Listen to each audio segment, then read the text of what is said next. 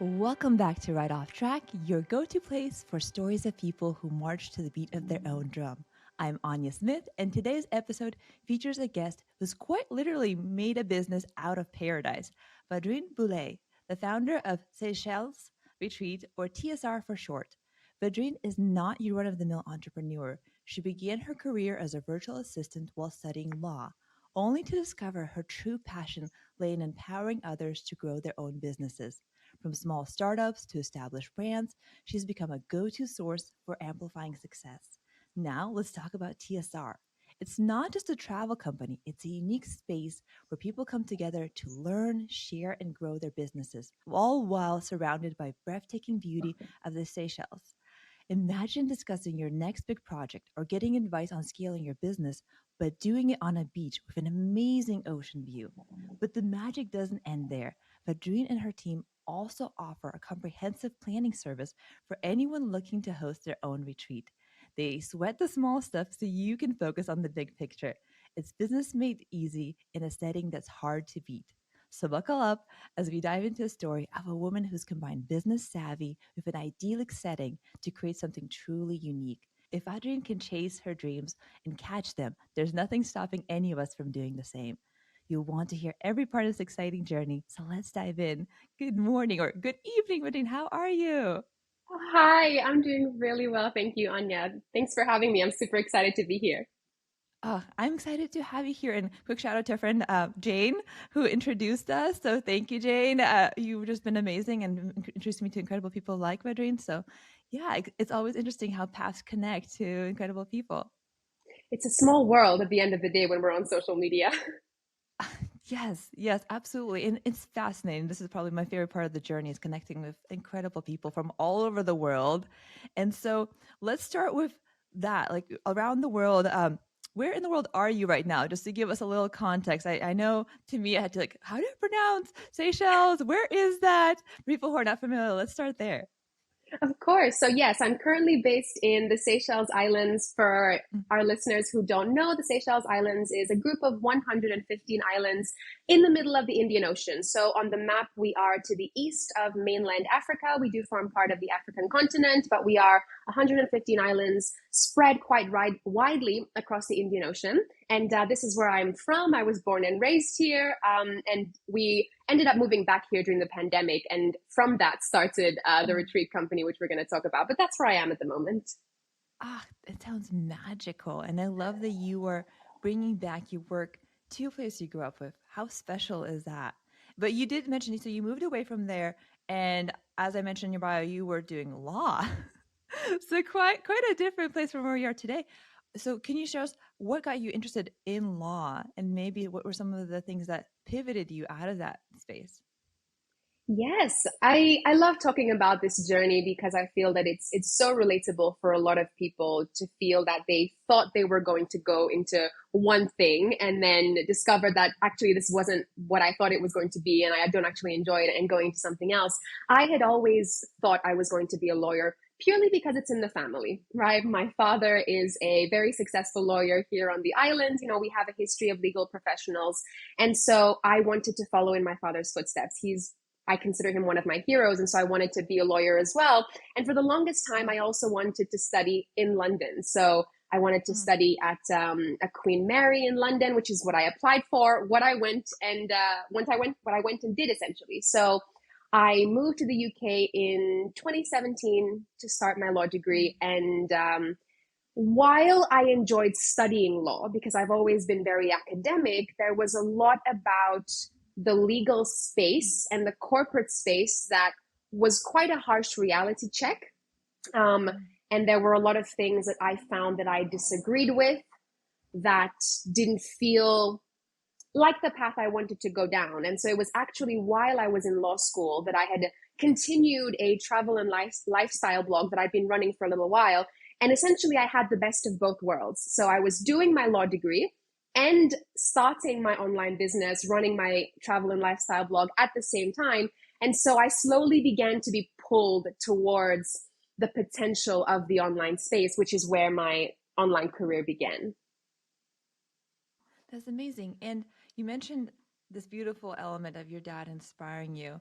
I can imagine that when you decided to make the pivot, it must have been also hard to let him know about the decision. What was that process like for you? It was really hard, but at the on the other side of it, once I had kind of shared with not just him but my whole family that I wanted a different trajectory, I realized that a lot of the pressure that I had placed was self-imposed.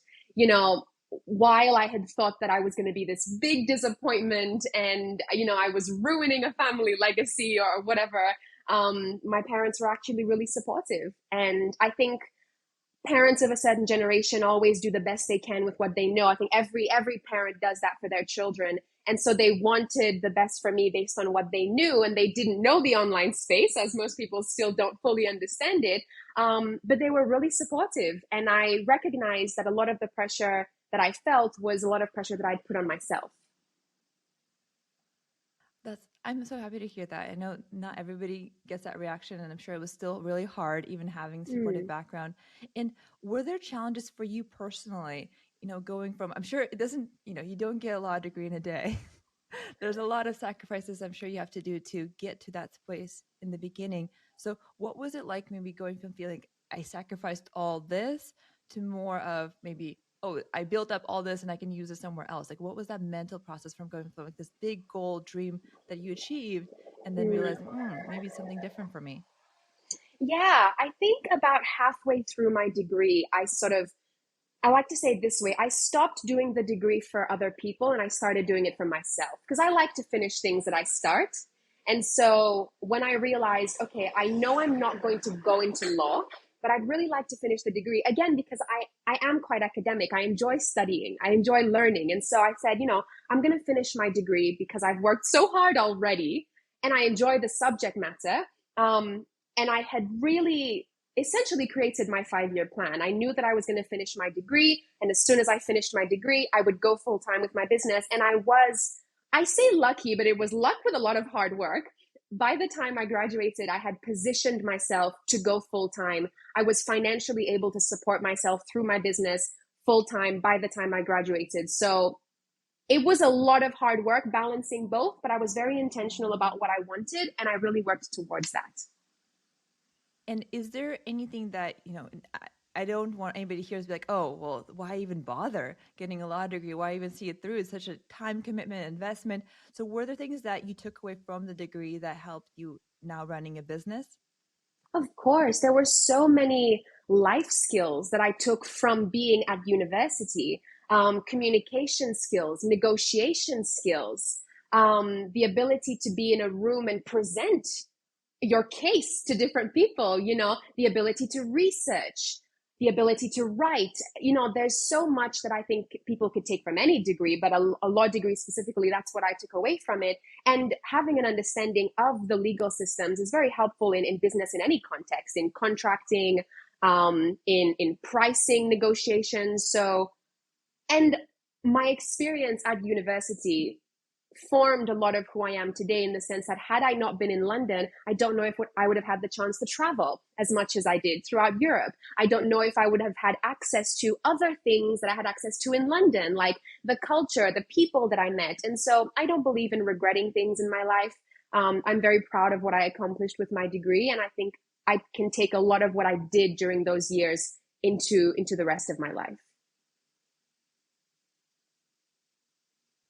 I love that perspective. It's very empowering. And one thing that one of the biggest blessings of my life has also been travel.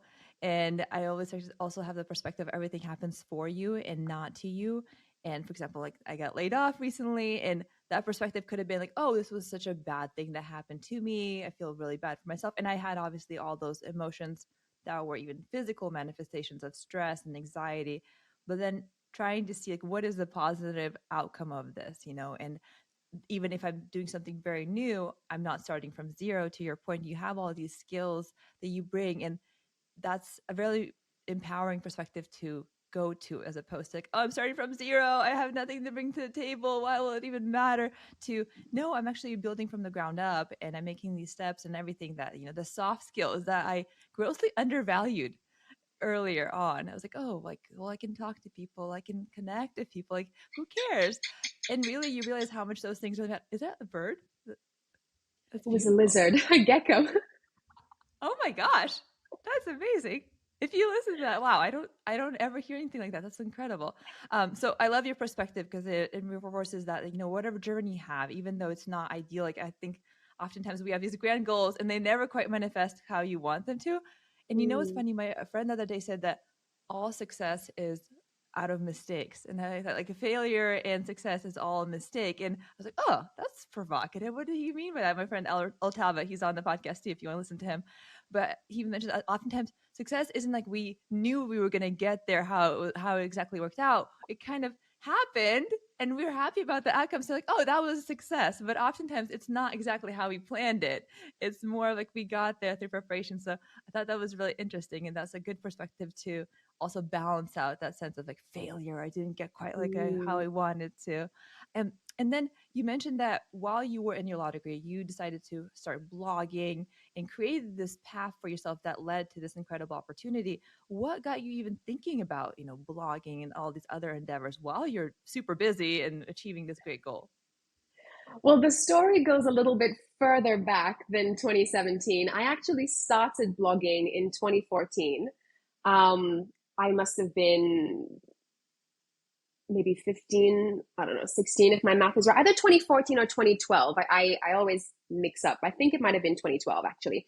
I started Mm. blogging basically purely as a hobby because that's what everyone was doing in 2012.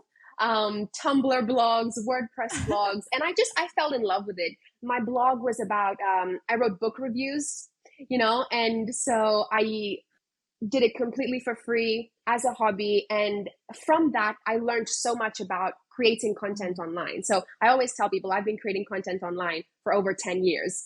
I learned WordPress, I learned SEO, blog writing, I managed social media accounts for myself. And I used to get some really cool opportunities. I worked for a small magazine doing the book review section in the kind of media Mhm. section of more traditional published magazines. I had a couple of indie authors send me their books to review. So my little blog did pretty well, and it was all for the love of it. And so when I went to London, my vision was that I was going to transition into the island girl who moved to the big city. That was the angle Aw. of my blog, and I wanted to share my story of moving to London, going to university. I did write a lot about university life, Mm. and then I started food and travel and lifestyle blogging, and that led into a couple of brand partnerships. I started doing affiliate marketing, and I was earning, a couple small $100 a month, and I would reinvest that into learning a variety of different things. I bought a camera. I used to do a bit of photography, and so Mm. I've always believed in following your pulls of curiosity. And so when I got to Mm. London, the world was my oyster, and so I just said yes to almost every opportunity because I was so excited to try all these different things. Ah, amazing. And you talk about following your curiosity. That's the thing that I hear a lot of good, like, successful entrepreneurs follow, like whether it's, follow the juice, follow the energy, follow your passion. And I'm trying to, like, what is that?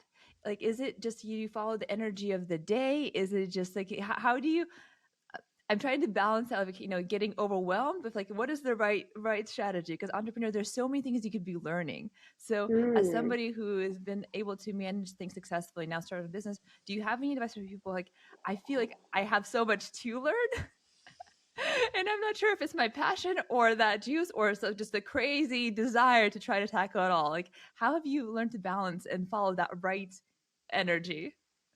This is such a good question. I think, based on my experience, it's been a combination of two things. The first is of intentionality in decision making. So Mm. I've spent a lot of time um, trying to live an intentional life and rewiring a lot of subconscious mindsets and Mhm. conditioning and really focusing on taking time in my day to just think in quiet about Mm. what it is that I want to do. For me at the moment, my grounding practice is just going outside and sitting on the beach and having no distractions and just thinking. So Mm. allowing yourself the time to actually think and almost speak to yourself. I talk to myself. I'm like, okay, what do you want to do? Like, what is happening? Mm. What is interesting you right now?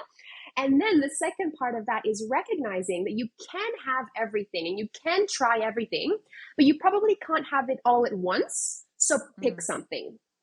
That's Mm-hmm. something that I have always done.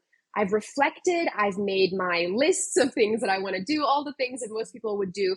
And then I've picked one thing, made a plan for myself on how I'd like to implement it, and I've taken action, knowing that I can always continue or try the next thing if this thing doesn't work out. Mm-hmm. I can try the next thing, or I can one day stack. If I don't Mm-hmm. enjoy it, I can actually move to the next thing. I think that's a big thing. And it comes into the conversation around fear of failure, fear of it not working out, fear of judgment. And I'm not saying that I don't feel those things. I absolutely do. But I have deep trust in myself and my ability to Mm-hmm. think that if this doesn't work out, I'm going to be okay and I'll try the next thing. I'll invest in the next thing because you make money back. You're never going to make your time back, you know? Yeah. And so that's my belief. It's living a really intentional life Yeah. and really listening to, as you say, that gut feeling, which can only be explained by saying, you know what that gut feeling, like, you know what your gut feeling is. And Right. then making the decision to focus on it, to pick one out of the 5 or the 10, taking action towards it and trusting that, exactly as you said, everything will happen for you. Everything will work out as it's meant to be. And if it's not meant to be, you'll get to try the next thing. That's so beautiful. I just could listen to you all day. We'd have this like inspiring conversation of wisdom and whatnot. And if you don't mind me adding, one thing that sometimes I do struggle with is like, as a mom, when we say like you can have it all, it is. I completely agree that it's possible. It's hard when you do have things like, I wish I could have a quiet time that's just like, oh, Anya, anytime you want, just quiet time. But it's okay. I can still make it happen. I don't use that necessarily as an excuse, but being in a situation where there's things that sometimes are more out of my control and I have to be more intentional about it, it's also a superpower, right? Like being a mom means like I have to be very intentional about what I need to be doing at a certain time. And if I don't, then that's going to have consequences. And also, it opened up like my superpower of having a lot of compassion for myself. To your point that Mm, sometimes we have a plan and if it doesn't go well, you can have this perspective like, oh, well, I didn't do this, da da da da. Who am I? I can't do this. All that spiral of judgment, negativity versus, okay, well, that didn't happen. What can I do better tomorrow? Or having question like, mm, oh, today was just a really busy day. The kids were, da da da da. I had to do X, Y, Z. There were more poopy diapers than usual. Whatever it was, right? mm, But having that compassion and intentionality as a parent is in some ways easier and harder, but it also mm, becomes a superpower. So if you're a mom busy and like, oh, I wish I could have this time for reflection, I know it's hard, but we also have this blessing in having to be more intentional. And I'll ground it in a unique way. Like your children ground you because they force you to get out of your head and be like, I need you right here, right now. So I don't know, I've had this really big blessing about this. And I was like, I can still do anything. Just because I'm a mm, mom and I have certain limitations, like I can't always go and be free, on my own. Like, I'm jealous of people. Like, I can just go outside. I can just go out to the bar, wherever. I don't have to pack a diaper bag. Like, what is that mm. life? That sounds amazing. But at the same Well, time, yeah, go ahead. I'd love to kind of speak to that conversation. And I think it's really, really cool that we're having this conversation because I find on the online space that um, a lot of people who are in my position, call them younger founders, whatever you Mm-hmm. want to call them, child-free entrepreneurs. I think there tends to be this assumption that we we don't think that we think that everybody is able to just have the lives that we have because we don't have children, right? And I think this Mm-hmm. is a really important conversation to have because as a business coach, I don't have children. I have a roof over my head, and I acknowledge my privilege in having more time than other people have. But I Mm-hmm. never, something that I'm very, very intentional about doing is I never pretend that the strategies that I use are going to work for you or that the way Yeah. I live my life is going to work for you. Because I work with a lot of clients who are moms. And I was having a Yeah. conversation with one of my clients exactly like this the other day. She was like, she's got 3 kids. The week turned out, went absolutely mad. She had a breakdown Yeah. in the car and she wasn't able to do anything she wanted to do. And the first thing that Yeah. I'm responsible for is saying that I cannot relate to your experience as a mother, but I want to hold space for that and how valid both of these experiences are. I'd love to be a Yeah. mother one day, and not yet, but one day. And so I think I feel sometimes there's some resentment on the online space Mm, towards younger entrepreneurs yeah. because we have more time. And I just wanted to address that, to say that I Oh, see both experiences as super valid. And, one of my big goals is to make sure that my clients are living lives that make sense for them, right? And have oh, strategies that make sense for them. And so I wanted to speak to that. I appreciate that. It's so heartfelt. I'm so inspired by all of these amazing creators. To me, it actually motivates me, and I've never found anything but support from like Mm, entrepreneur community in general, but the young entrepreneurs I work with, they're all very supportive. And like, if my kids are screaming, wherever, they've been like, okay, very understanding community. So I appreciate you saying that. And I think we could just all learn from everybody, right? Like there's no one mm. path. Even if we're different humans like we in different, even similar situations, we're all gonna experience the world differently. So let's like learn from each other and see what's possible and not have limitations, but see ways to overcome our unique challenges to learnings of each other. So I appreciate you bringing that space and creating that space for others, wherever they are on their journey. But as a mom, I also like speaking from my heart, like, we can do anything. We're powerful. Heroes to war. You can. So now let's dive into your amazing business in this paradise setting.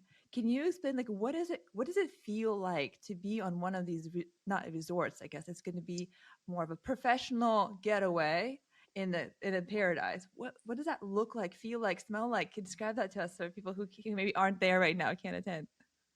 This is such a multi-sensory question. I love it so much. And it's interesting because, I was born here. I'm from here. So to me, this is home. And it's funny because every time anybody visits, whether it's family from overseas or friends or my clients, I'm always seeing it in a new light, and I'm always having the chance to talk about it differently and to share it in new ways. And, the Seychelles is a small country. And they've made up of very small islands. And so Mm, what I found before we started the business was that yes, it's a luxury 5-star, 7-star wedding destination, honeymoon destination, couple, destination. I saw that there weren't people who were creating a business opportunity in the mm, travel space here. Now, that being said, there are bigger, I suppose, conferences. There are lots of meetings that go on here, but there wasn't that connection between the transformational travel retreat space and the business masterminding space. And so I thought, mm. what better place to create a hub where innovation and collaboration can unite, where creatives and entrepreneurs can come. And exactly as you said, sit on the beach and talk about how do we build wealth. Go on these beautiful emerald green hikes and talk about the future of social media. Sit by the Mhm. pool, sipping your mocktail or your pina colada, talking about whatever the conversation is, copywriting, web design, growth, expansion, investing. I just think that there's such a power, and you recognize this already, in traveling, in stepping out of your comfort zone, in experiencing new cultures, new foods, unlocking new parts of yourself, new interests that you didn't even know you had, and combine that with business. Yeah. I think that's really amazing because I think that as entrepreneurs, we are our businesses, even though there is a separation. I do believe Yes. that we are our businesses and our personal growth is the growth of our business and vice versa. And so I really believe that we're creating something here that nobody else is doing in the Seychelles, but I don't know that anybody is doing anywhere else either. But you've been lovely. I've been really enjoying your energy, your passion, your authenticity. To all of our listeners, I hope this has been a great episode for you. I'm really curious what you took away, what quotes, what learnings. Please share with us, whether it's on Instagram, LinkedIn, wherever you are. We'd love to hear from you. And if this is helpful to you, share it with a friend as well to help them along their journey. I really appreciate it. And as always, thank you so much for coming off track with us. We look forward to having you another adventure with us. Take care. And thank you so much, Vadrine. It's been a pleasure.